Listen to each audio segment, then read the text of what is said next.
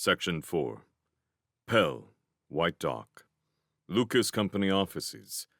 1830 hours, 0630 hours. Alter day, alter dawn.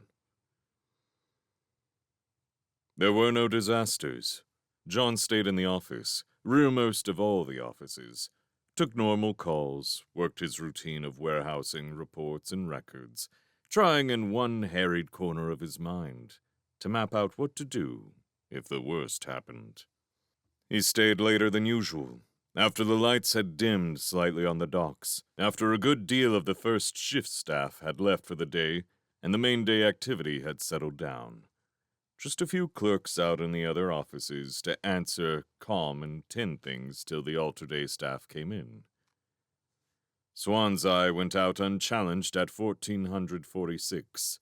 Annie and the Cullens left with Vittorio's papers at 1703, without question or commotion, more than the usual close inquiries about schedules and routing for the militia. He breathed easier then.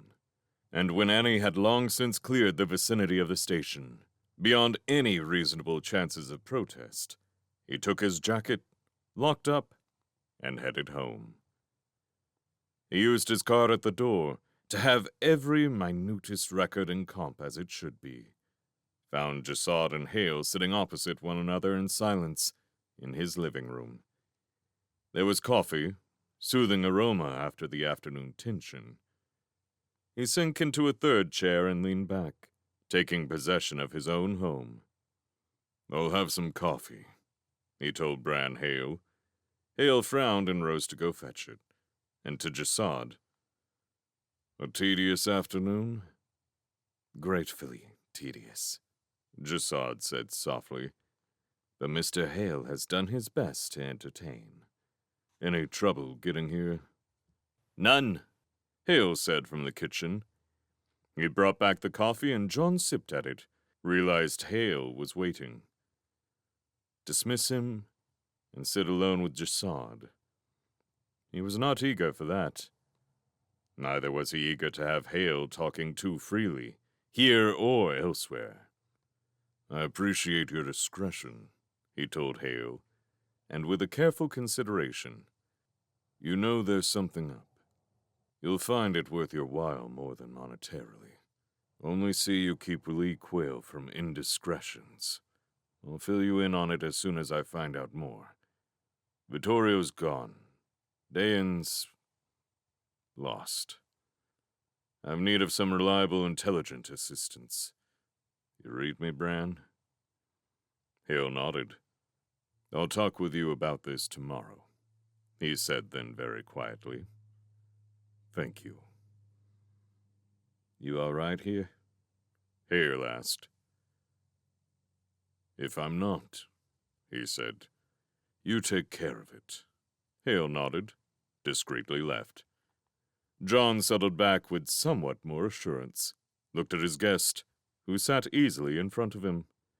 "I take it you trust this person," Jessaud said, "and that you want to promote him in your affairs.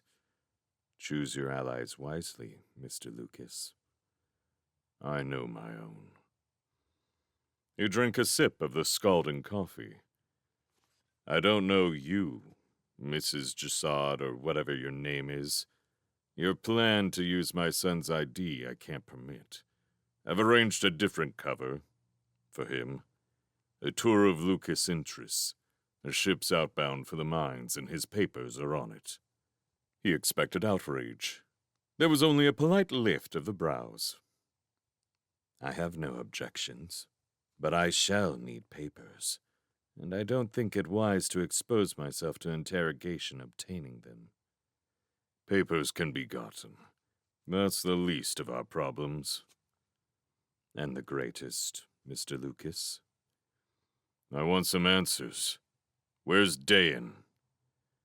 "Safe behind the lines. No cause for worry. I'm sent as a contingency, an assumption that this offer is valid. If not, I shall die. And I hope that's not the case." "What can you offer me?" "Pell. Jasad said softly. Pell, Mr. Lucas. And you're prepared to hand it to me? Jasad shook his head. You're going to hand it to us, Mr. Lucas. That's the proposal. I'll direct you. Mine is the expertise, yours the precise knowledge of this place. You'll brief me on the situation here. And what protection have I? My approval. Your rank? Jasad shrugged. Unofficial. I want details.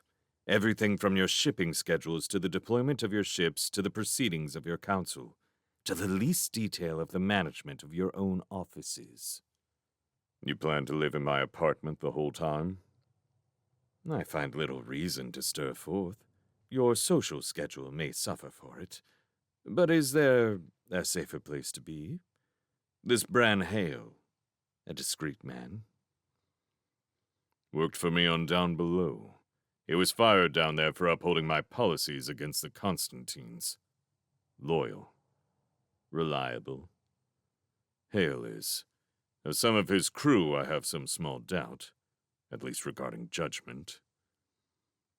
You must take care, then. I am. Jasad nodded slowly. But find me papers, Mr. Lucas.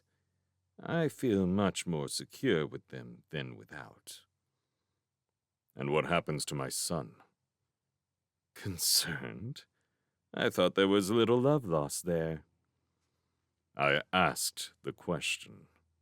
There's a ship holding far out. One we've taken, registered to the Olvig merchanter family, but in fact, military. The Olvigs are all in detention, as are most of the people of Swan's Eye. The Olvig ship, Hammer, will give us advance warning, and there's not much time, Mr. Lucas. First, will you show me a sketch of the station itself? Mine is the expertise. An expert in such affairs. A man trained for this. A terrible and chilling thought came on him. That Viking had fallen from the inside. That mariner, on the other hand, had been blown. Sabotage. From the inside. Someone mad enough to kill the station he was on, or leaving. He stared into Jasad's nondescript face, into eyes quite implacable, and reckoned that on Mariner there had been such a person as this. Then the fleet had shown up, and the station had been deliberately destroyed.